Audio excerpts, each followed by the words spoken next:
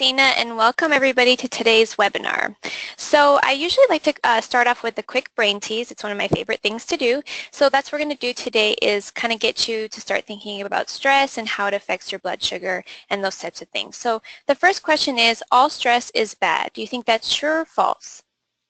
So that's actually false. Sometimes it feels like stress can be unbearable and we don't know what to do.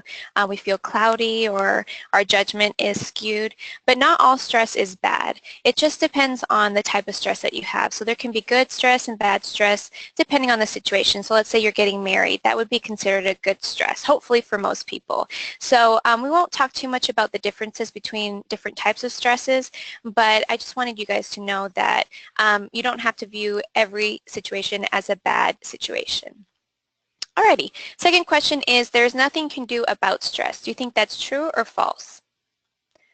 So that's actually false. There's definitely a lot of things that you can do to stamp out stress, but today we're going to be talking specifically about using your senses, and then we're going to do a brief meditation exercise at the end of class so that you guys can be fully relaxed for the rest of your day. And the last question is, no one else has as much stress as I do. Do you think that's true or false? So for some of you, you may feel like that's true. Sometimes you feel like you're in a bubble. Everyone else seems to be so happy and has all these great things happening for them. But everybody has some stress in their life, but it's how you view that stress and how you deal with it that makes the difference. So if you allow it to overtake you, then definitely you can feel like you're the only person who's stressed. But I will give you some tips today that will help you to better be able to manage your stress through your senses. All right, so how does stress actually affect your diabetes? A lot of people don't realize that stress is very detrimental to your health. It raises your cortisol levels, it can cause you to gain weight, and it can also increase your blood sugars. So I have, patients coming in and I ask them about their stress levels, and a lot of times they look at me funny and wonder why I'm asking them about that. But it is really important to know that stress can elevate your blood sugars, and if you're dealing with a lot of stressors in your life, a lot of major crises, that can definitely spike your blood sugars. It can also indirectly affect your blood sugars by making you want to exercise more or less. So anybody who's stressed, whether you're diabetic or not, tends to deal with stress differently. And if we don't actually try and manage it in a positive way, we might do some negative things like exercise out of control, where we're just going so often and we feel like that's our only vice to get over our stress, or we may not want to exercise at all because we feel immobile. For other people, you may eat more or less depending on how you deal with stress. And for others, they may eat unhealthy things, so you may want to grab for an unhealthy snack when you're feeling stressed out, and that's pretty normal. I think most people have felt that way one time or another. Another thing that could happen is that you forget to check your blood sugars because you're so busy with life and all your stressors. And then another thing that could occur is that you would delay your dose of medication or insulin if you are doing those things. So there's a lot of ways that stress also indirectly affects your blood sugars, but it does also directly affect it by increasing it for some people.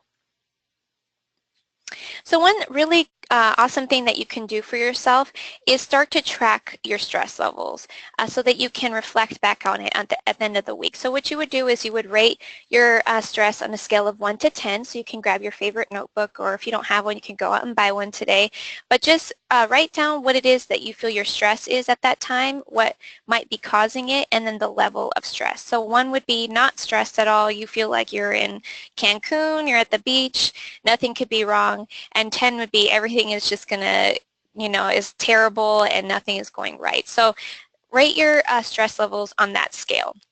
And then you're going to test your blood glucose if you actually are testing it. So for those individuals who are listening today who do test their blood sugars, make sure that you write down that number after you write down your stress level. But you can even still do this if you don't actually monitor your blood at home. You can still write down your stress levels, okay? And then after a week or two, just go ahead and reflect back to see what it is that caused that stress and whether or not that actually did raise your blood sugars. So that way you can find better coping techniques, and you can find out what it is that's triggering your stress and how to better be able to deal with it. So now we're going to talk about some quick stress relievers, and we'll be talking about using your senses to relieve stress. So different people respond respond to stress differently. For some individuals, they become more agitated when they're stressed out, and they just kind of run around with like a chicken with their head cut off, and they feel like they can't really sit down and focus. So for those types of individuals, if you're somebody like that, then you'd want to do something that's relaxing for you. So yoga would be a really good approach, and you can always YouTube a yoga session, or you can even download some apps that will help you to be able to do some yoga at home, or even in your office or wherever you're at. Also, deep breathing is really good. So we'll be doing a breathing exercise at the end of class where you're going to be doing some meditation as well as visualization. So those can be things that are calming to individuals who become overexcited when they're stressed out.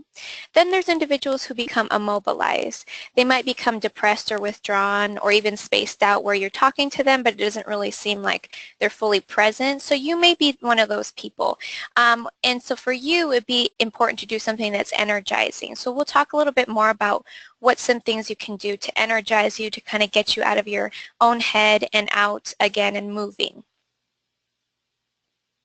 So using your senses is a free, cheap, and easy way to be able to stamp out stress anytime, anywhere. You don't have to, have any gadgets with you or anything. It's just all relying on yourself to be able to reduce that stress. So we're going to be talking about your eyesight and how you can use that, as well as your sound, how you can use your ears to be able to reduce stress, being able to use your taste as well as smell, touch, or movement, and then we'll be doing our meditation exercise. So here's how you can use your sight to be able to stamp out stress. So you basically want to surround yourself with anything that's uplifting to you. So that's going to be different for different individuals. For some, they might like to do a nature walk, and for them, flowers or seeing, the sunshine, breathing in the fresh air is really important. For others, they could have pictures around their desk if you want to put up pictures of loved ones, or you can even put pictures up of the outdoors in your own desk space, or even in your home. You can have plants around. I like to have some plants on my desk and pictures that I really enjoy. So anytime I'm feeling stressed out or I feel immobile, I'll look at those pictures and they'll help to give me energy. So that's one way that you can use eyesight to help you. If you have a favorite picture of your dog or family members, try to put those up. Another way is sound.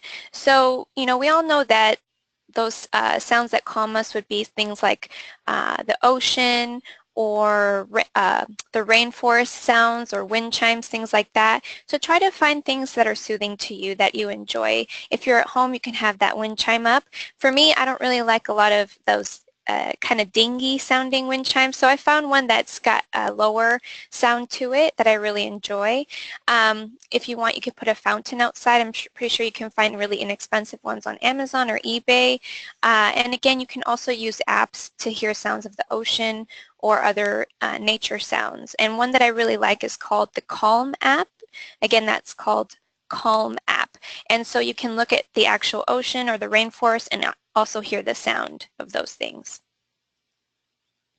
Another thing that could be useful for you is smells and scents. So again, I'm just going to reiterate that some of these things will be useful for you, and for others, you might have to find which of your senses works best for you. So for you, you may not be a smell and scent person. Maybe you'd be an eye, visual person or a touch individual. So try and find which one works best for you. Experiment with all of them, and then write down which ones are working best to lower your blood sugars.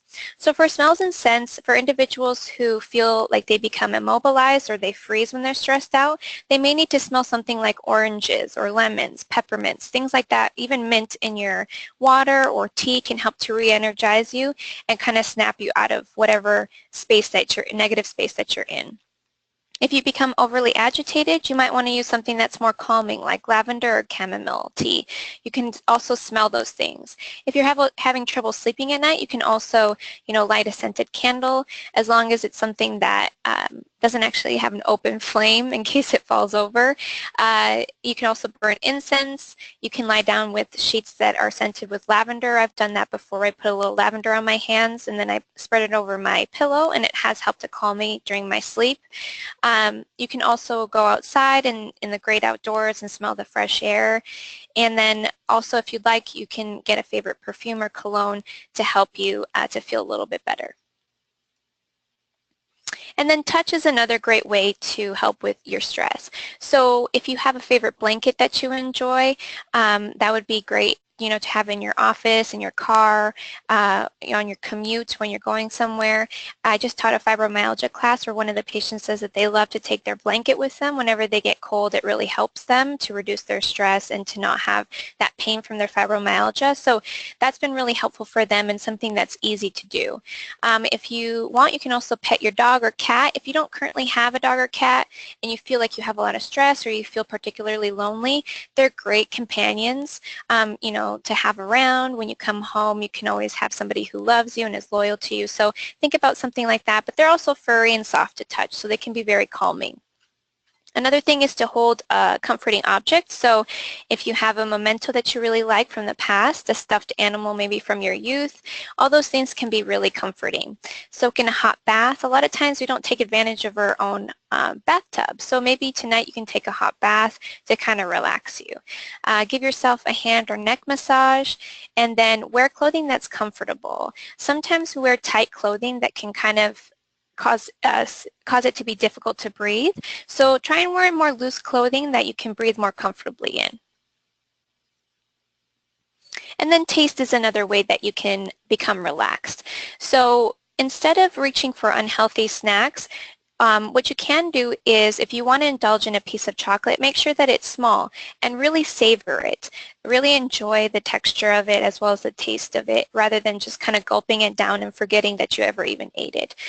You can also enjoy a piece of gum, or you can enjoy a nice cup of coffee, decaf if it makes you too agitated, or tea as well. You can also enjoy some fruit, which is nature's dessert, and then enjoy a healthy, crunchy snack like carrots or celery or trail mix. And this has also been really useful for individuals who are smokers who are trying to quit. Research has shown that if you chew on celery or carrots, that can help reduce your cravings. Okay, so now we're going to go ahead and shift gears a little bit. We've already talked about how senses can help you with your stresses. And again, choose whatever, you know, senses you feel are going to work best for you. And if you're really not sure yet which one would work best, then try and experiment this week with different types. And now we're going to do a quick meditation. So during this meditation, I want you to make sure that you have both your feet on the floor and you have your arms uncrossed. So if they're crossed right now, just go ahead and put your hands on your lap.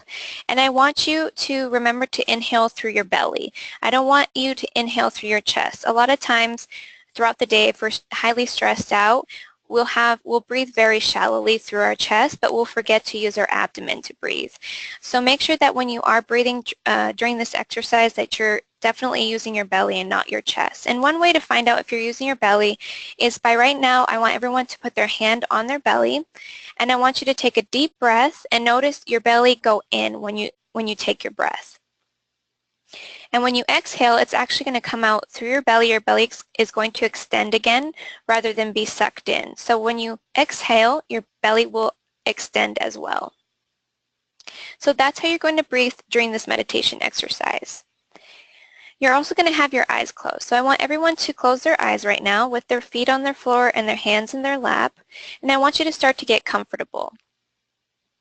And I also want you to inhale through your nose, counting to 4, and exhale through your nose, counting to 4. Okay, inhale again, and exhale.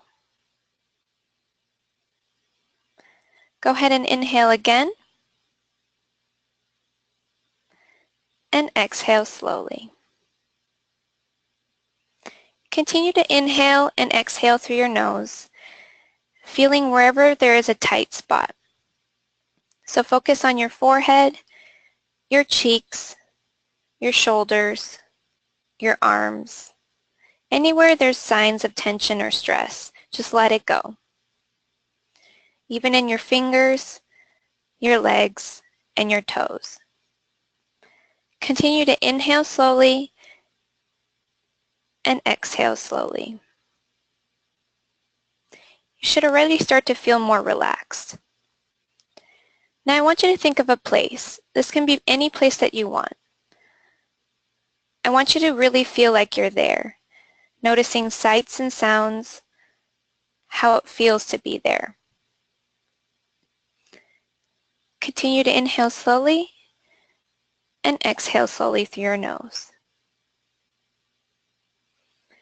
Your body should become more warm and heavy, more relaxed. Scan your body again for any signs of tension and just relax those body parts. Continue to inhale slowly and exhale slowly through your nose. Now I want you to pick a word. It can be any word you'd like, but it should be something that's comforting. And I want you to remember to be in your place and repeat this word to yourself. You don't have anywhere else to be right now but in this moment. No other stressors, no one to talk to, no responsibilities, just being with yourself in this place. Continue to inhale slowly through your belly and exhale slowly through your belly.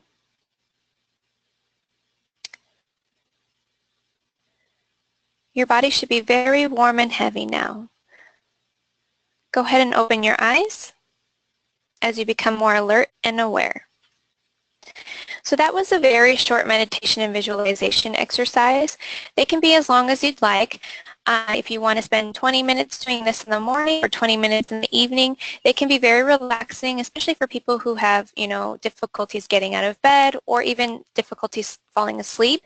You can do meditation exercises right before bed to kind of calm you down.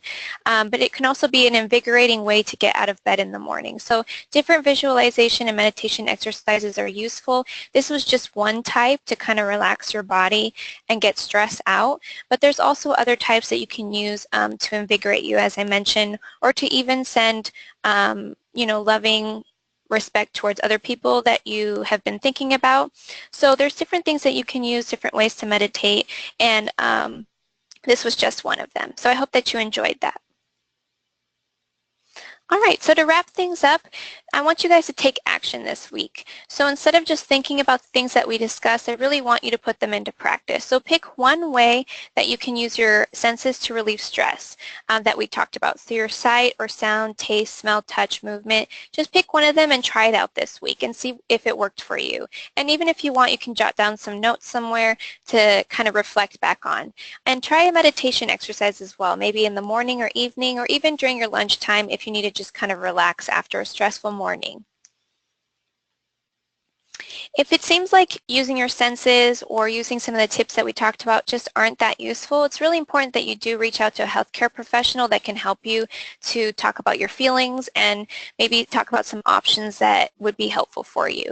So you can always call us here if you need to talk to a preventive care specialist, with some issues that you're having with eating and emotional eating and things like that, or you can also reach out to a therapist in our community.